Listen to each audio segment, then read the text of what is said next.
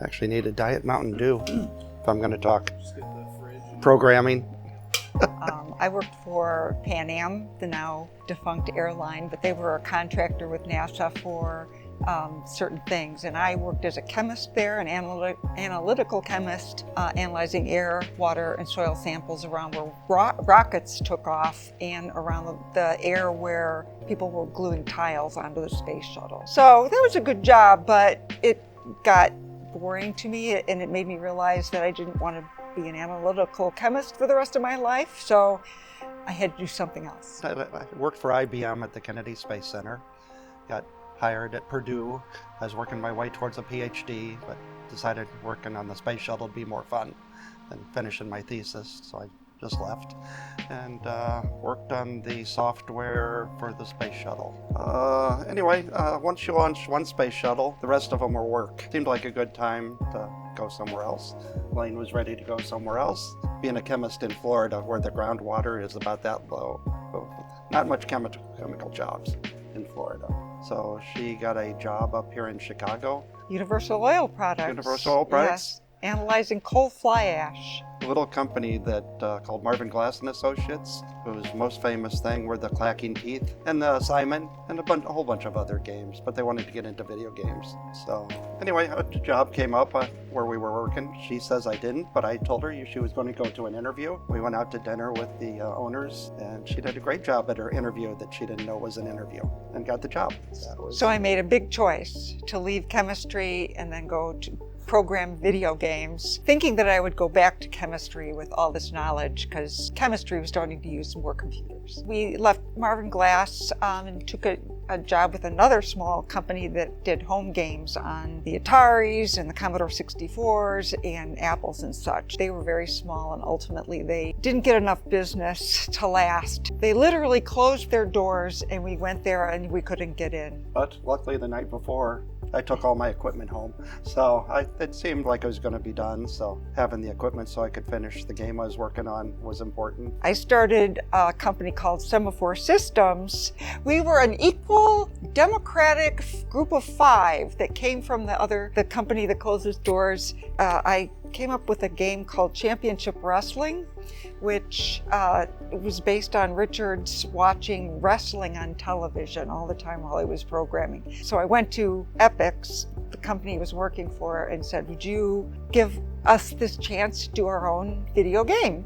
And the guy sat there and he said, well, you can program, can you run a company? And I said, sure. He gave us the gig, so we created that game. We contracted with a few others that we knew and got 3 versions of that out, like on the Apple, the Commodore, maybe the Atari ST or something like that. I can't remember. Semaphore Systems didn't work out because it was a democracy or socialism or something like that of 5 people, and that doesn't work in a company. There actually has to be a leader who makes decisions. It's not always a vote. Like, we don't always vote on how much paper we're going to buy. Richard, again, wanted to, we came up with the name Free Radical Software. Free Radical is a chemical term, so the chemistry part, and then RAD is Richard's initial. So, Free Radical Software was born. But when we wanted to publish Championship Wrestling with Epix would not put that name on the box. They thought it was too radical, so we had to change our name to get it on the box. So I looked online, which there was some online, and so I did Incredible Technologies. It was a bit too long though, so everybody calls it IT, before IT was even a thing. The first bowling thing we ever did was called Bowler Vision for Brunswick. So when you went into a bowling alley, they had screens that would score for you and put up graphics when something happened, like you got a turkey or something. So we did those. And through that, we had a connection that got us to the people who were starting Data East Pinball, which ultimately became Stern Pinball. That was not survival money. That gave us a little bit more money that we could do some things on our own. So we hired someone who could do some hardware. We partnered with a distributor in the industry industry. We made a bowling game. The goal there was a very cheap board and a low selling price. There were little things like video RAMs that cost like $10 each, but if you do double buffering, you need 4 of them. To get rid of double buffering, you'd only need 2.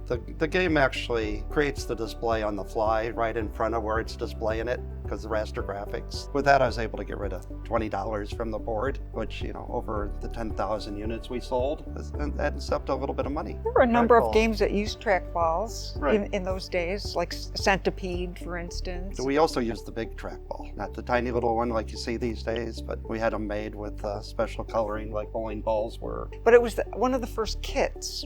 It was like everybody had their big cabinets already. So the idea was it was going to be an inexpensive board, selling in an inexpensive way. Did really well in the bar locations, of course, and that we came to be known for, and it was cheap and it was good. So we sold a lot. For our first entry into our own IP. Right, we owned it, so we could do with it what we wanted. That's when we started the company, that was the goal, take up all these little jobs. We did a lot of little jobs, and we made a list of all the things we did in those days. It was a tremendous amount of work. Yeah, the original Golden Tee was not trackball. The concept, Larry Hodgson made the idea to use a golf club that he would detect it through an IR sensor, and it would detect its speed and its direction and its orientation. He conceived of a simulator, but that wasn't our business, and so it made sense to take it to the trackball. We decided that IT was going to be the development side and Strata would be the marketing side. So the idea was Strata was going to go out and get other developers' games and market them. And IT could do development for anybody. And we did. Besides doing our own IP, we were always doing other things that made money. We couldn't always depend on one thing. So Strata also was we gave ownership to some of the early people. And so they were going to grow their equity with that entity. And the idea was a good one, but we never really got other products under the Strata umbrella. The IT games went to Strata, and then they were called Strata. We did what I would call we called lovingly the Trilogy of Death. We had 3 games that did not do very well, where we spent a lot of time and resources. Yet again, close to the edge, as we often were in the early days. Then decided to go back to that which we did best, golf and bowling. Yep. So, and at the same time we were doing Street Fighter, the movie, the game, which was a paying thing. Once again, they were paying us for that. So that helped make money enough so that we could do these other things. That was in 95, but in 94, we bought out all the stakeholders in Strata that weren't us, because we said, this isn't working, it's like not worth very much. And so I think we gave some pretty generous, for what we had, money to the people who did that. And probably a lot of them are still with us, quite honestly. And so games were marketed under Strata, but they really were the same people that make games here at Incredible Technology. We were much better at making games than working with other companies making games. There wasn't much enthusiasm for that versus make our own and sell our own. So anyway, Capcom came to us because we knew how to digitize characters. It was fairly new then. Now all these things seem so easy, but back then they didn't know how to position the actors and film them and digitize them, get them into a game. And Mortal Kombat was one of the first that did that. So they hired us to fly down to Australia. We ended up being there 8 weeks. The chairman of Capcom had a nice big party, and he gave a nice little speech about Street Fighter II and said how the game had made billions of dollars. All of a sudden, all the actors wanted more money. But then they were paying us to do this. They paid way more than just to keep us there. And in the meantime, there were people back at the ranch here in the States making Golden Tee 3D golf and world-class bowling. That was the hope, to get back to our own IP working out for us. Then there's a bit of a push to interconnect games, and so we sat down and created a method that would work. But then they had the modems, which the central server to contact all the games wouldn't work. But if you had the games phone home, as soon as they had the power applied and connected to a phone line, they would make the call. And using that method, we tied it into the Golden Tee, put a little serial port on it, and had it talk to the modem or work on the Hayes modem from 10 years earlier. No waste. No waste. And the games would call, we'd tabulate the scores, and there were prizes once a month. As with anything, the gameplay is most important. The game had no... Game. Game. Anyway, Golden Tee was a great game. And just adding the tournament system onto it probably gave it some legs.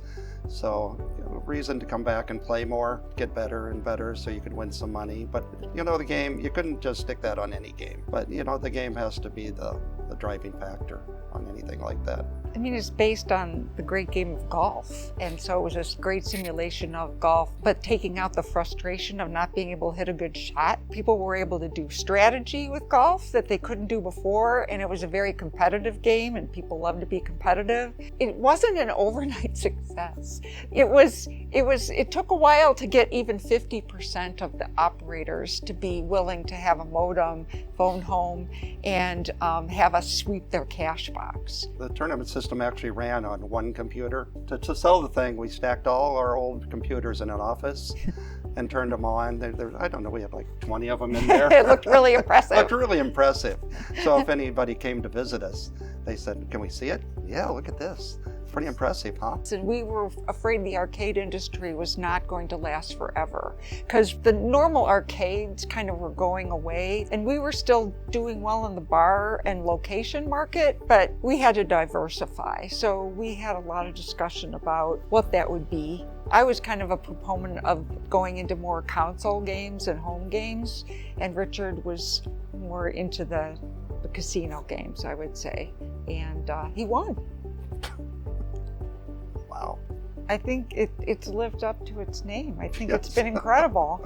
I think it turned out to be the right choice. Reticle would have been better. They wouldn't allow it. They wouldn't allow it, no. There's about 5 hours more of material.